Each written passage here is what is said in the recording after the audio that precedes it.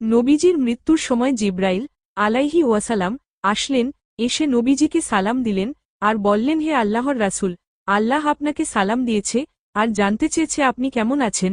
আল্লাহ সব জানেন, তারপরও আপনি কেমন আছেন সেটা আপনার মুখ থেকে জানতে চেয়েছেন। নবীজি সাল্লাল্লাহু আলাইহি ওয়াসালাম বললেন, আমি বড়ই কষ্টের ভিতর আছি, অসুস্থ অবস্থায় আছি। তখন জিব্রাইল আলাইহি ওয়াসালাম বললেন, ইয়া রাসূলুল্লাহ সাল্লাল্লাহু আলাইহি ওয়াসালাম, আমার সাথে আজ একজন নতুন ফেরেশতা এসেছে, যে ফেরেশতা কোন মানুষের কাছে আসার জন্য কোনদিন অনুমতি চায় নাই আর কোনোদিন অনুমতি চাইবেও না, শুধু আপনার অনুমতি চায় আপনার কাছে আসার জন্য। আর সে ফেরেশতার নাম মালাকুল মউত।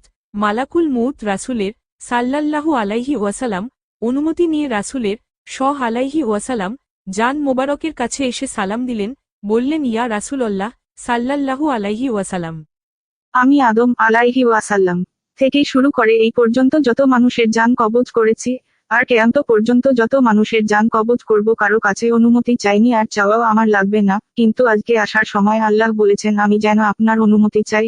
নবীজি বললেন, মালাকুল মউত আমি যদি অনুমতি না দেই।